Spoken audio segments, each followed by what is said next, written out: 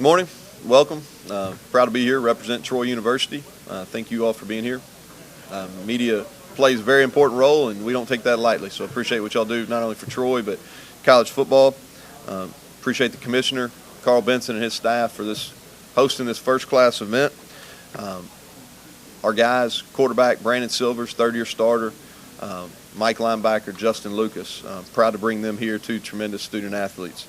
A lot of optimism at our place. It's football season, ready or not. I don't know where all the time went, but our kids report a week from today. Our first practice is a week from tomorrow, and we're looking forward to it. I looked at my calendar this morning. It's 20 months. I've been on this job for 20 months and accomplished a lot of very good things that we're proud of academically, community involvement. We've brand new uniforms. I can go on and on. We've renovated our current facility down the road with a North End Zone project that we're excited about, and just a lot of optimism. We returned several guys from our team from last year, several starters, and we played well down the stretch last year. Played our best football game in our last football game against Lafayette. So schedule is friendlier than it was a year ago. We have two nationally televised games that we're excited about, and we open up this season at home on September 3rd versus Austin Peay, one of 6 home games. So with that, I'll open it up to questions. A lot of senior experience at the front six team.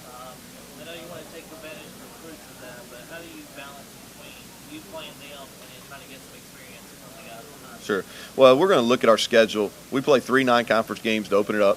We open up, like I said, against Austin Peay. We go to Clemson and play there in Death Valley for a 11:30 kick, second game, and then we play at Southern Miss in week 3. And then we come home on the 24th of September and play New Mexico State in our conference opener.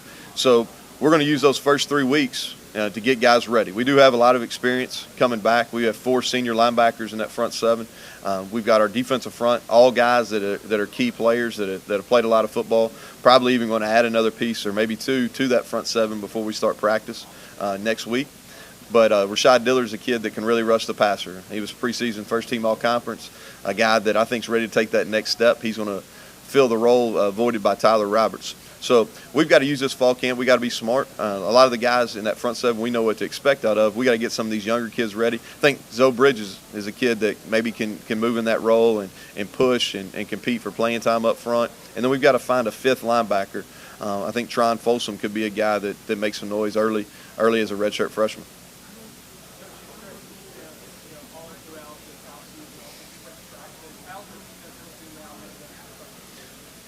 Yeah, we're going to start the year, and that's going to be our strength. And we're going to, as our playmakers on offense mature, we've got a lot of new faces on offense. As those guys mature at the quarterback and the running back positions, we'll take some stress off our defense. But early in the year, they've got to be the strength. Like Jeremy just said, we've got a ton of experience coming back in that front 7. I'm excited about our first group of secondary. Chris Weatherspoon is a kid that we added in the secondary from Hines Community College, went through spring. Cameron Melton transferred from Auburn, will start at a corner. Jalen Harris started last year after converting from wide receiver. And then Sedarius Rookard returns as a sophomore who played a lot and started several games. So our first group in the secondary is talented, and we're excited about. They're proven. Where we've got to find some key depth, and we've got to do that early in fall camp. I know that there's a lot of offensive playmakers you lose, like Brandon Burke, Dave Rudin. I know you said in spring that you're going to count on some of those young guys that hadn't even stepped foot on campus until this summer. What do you think of the guys you signed, and how well do you think they'll be able to adjust to college football? Yeah, well, we're going to count on them, especially at the running back and receiver position. At running back, the 2 kids that are 2 student athletes that are freshmen that are going to contend right away are B.J. Smith, a guy that had a great high school career at Stanhope Elmore. He's an all-purpose back. And then Jabir Fry, who's a scat back that's really fast, a track guy that had a lot of success, a sub 10.5 100-meter. They're going to compete right away.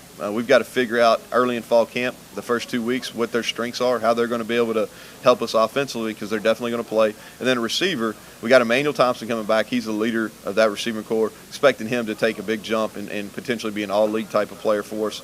And then there's some guys, Tavares McCormick, who's a junior college transfer, Darius Wesley, who's a true freshman.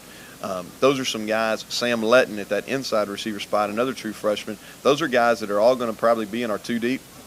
I expect two true sophomores, DeAndre Douglas, Ishmael Salim, to make significant improvement off a really solid freshman season. But I think they'll be starters and be able to push for big plays down the field. Coach, you talked about the defensive experience there. What have you seen with the rest of the Sun Belt? It seems like there's some explosive offenses and offenses together done different ways. How important is that experience on defense? Well, I think you have to. I think to win it at any level, you got to have a strong defense, and you got to be strong up the middle. You know, in defense, you're talking about your interior D-line, linebackers, and its safety. I think overall in this conference, what you see is the quality of coaching is really gone up.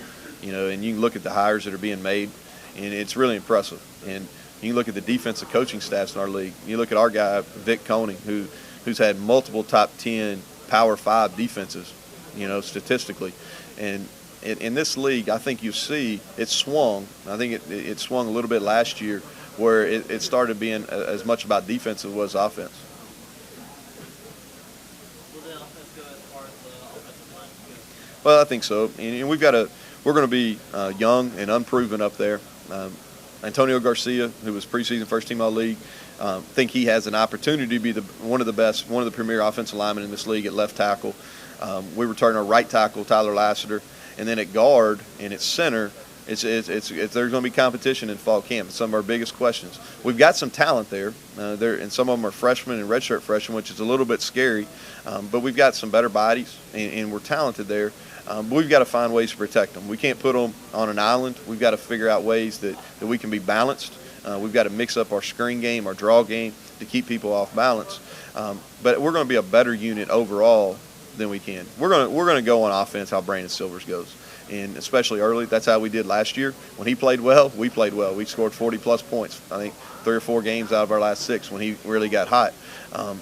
We're going to be more talented around him. We're going to miss Brandon Burks. We're going to miss Teddy Rubin. But as an overall offense playmaker-wise, we're going to be more talented.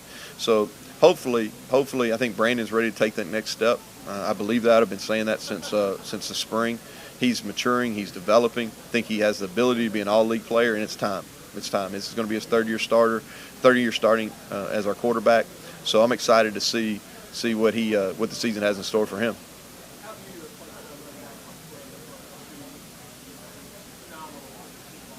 I think it's important that you look at the jump that Brandon made as a senior. You know, we're sitting here last year. I brought him, and really he came to this event last year and was really unproven. Had split time, and then he comes out now. He was the seventh running back in Troy history to be a 1,000-yard rusher because of the improvement he made really from his end of his junior year to the beginning of his senior year.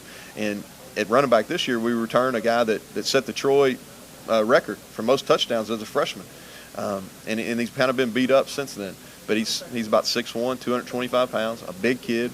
He's agile, and he's fully healthy now. And so we're really counting on him to be the leader of that running back core. And is he different? Is he the same as Burks? Absolutely not. He's different. He's a different style back. But I think they both can be equally as productive. What's the case for Troy to make that next jump? I think a lot of people look at the preseason. Yeah. I think they're getting close to the bowl eligible. What's it going to take to get Troy to that next cycle to mid-2010? Yeah, we may be a year away from being where we were in 2009, all right, or 2008. We may be a year away. I think we are ready to take the next step and get to bowl eligibility. If you look at the returning starters, you know, when people start talking about sleepers, there's a couple different ways to look at it. One way is you look at it as you probably weren't as successful as you wanted to be the year before. So hopefully we won't be a sleeper moving forward. But the other thing is you return some talented players. In our league, it starts with a quarterback. We're one of the few teams that return a proven starting quarterback, so that gives us a bump. We played well down the stretch. You know, we lost a triple overtime game at App State, who won 11 games. We won 3 of our last 6, and then we lost 4 games by 6 points or less in our conference. So we were close. We were knocking on the door. What we've got to be able to do is take the next step is really to win those close games. And I think a lot of that is just overcoming some adversity. Our schedule sets up much friendlier than it did a year ago, which is going to help. But our kids, that's our goal. You know, that's our goal. We talk about it openly. We want to get back to a bowl game. It's been since 2010, and our fans are deserving and they're ready.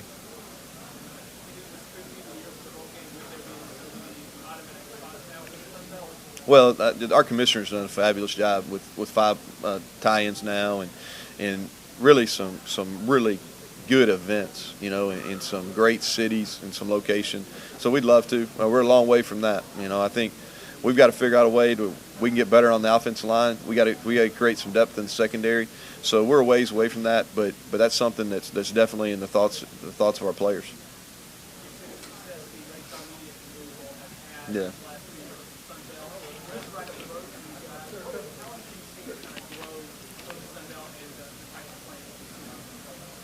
Well, I'll say this about the Sun Belt, then I'll talk about the Camellia Bowl. The Sun Belt, the level of play is so much higher than it was in my first time here at Troy from 2006 to 2009. And I think a lot of that goes to the investment made by the athletic department, the conference is improving, and the coaching. The coaching at this level is really, in our league, is really improved. The Camellia Bowl has been successful. A lot of credit to Johnny Williams and his staff. Johnny Williams can promote and he can sell, and he was a big reason why Troy made this move and made the move so successfully to Division I. So he's taken that same enthusiasm, that same spirit to the Camellia Bowl. 2 great events, 2 sellouts, and I thought the game last year was tremendous when Coach Satterfield and App won the game coming back. So it's a game that we definitely keep our eyes on. I know our fan base would enjoy spending the week there.